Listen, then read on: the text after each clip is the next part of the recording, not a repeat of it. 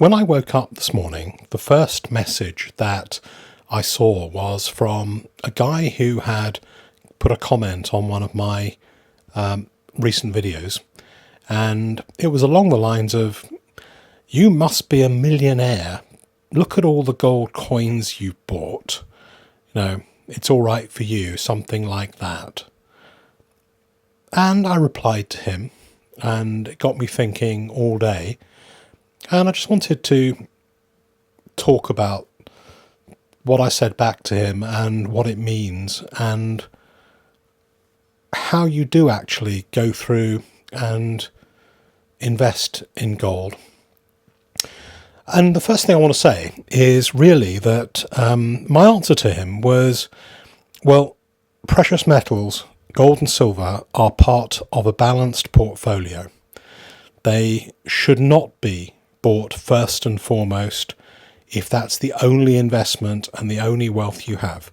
There are other things that are probably more important, and certainly, property, shares, ISAs, unit trusts, investment trusts, a lot of those things should be on your list before pure gold and silver. However, they are great use as part of a balanced portfolio and a store of wealth in the future. And probably for most experienced investors, then maybe between 6 and 10% of your overall net worth or overall wealth could easily be in precious metals, and that probably wouldn't be overkill in any way. So it may not have been the answer he particularly wanted, but it was, probably the honest answer that, if you've already made other investments, then gold and silver is something that could be part of your portfolio. And but there's another answer that I've been thinking about all day that I really wanted to give, which is probably a little bit more useful than that.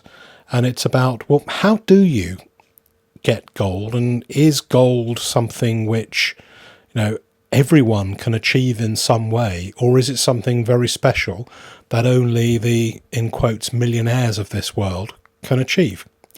And I looked online and I found a tiny little gold coin, 1/40th of an ounce of gold, a proof Britannia, asking £45 or about $55-60.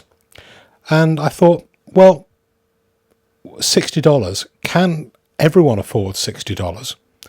And then I thought how I approach it. And the way I approach it is along the lines of, well, a lot of people in this world earn a similar amount of money within a range. And it's the choices that they make with their money and their spending that determine overall the level of wealth they have after a number of years. And, if one spends money on fast cars, new cars, depreciation, luxury holidays, cruises,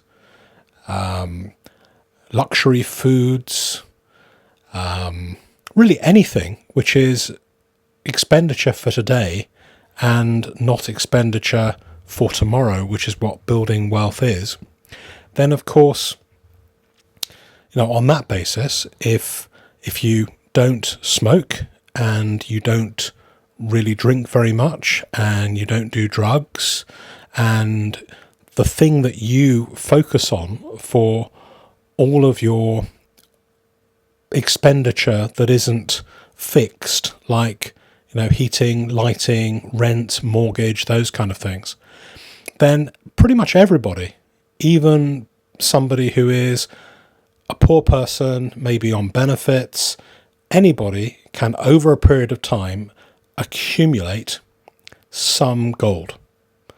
And that's a challenge, for those of you who've made comments on my videos saying, "Oh, I never buy gold, I only buy silver." Have you bought a car?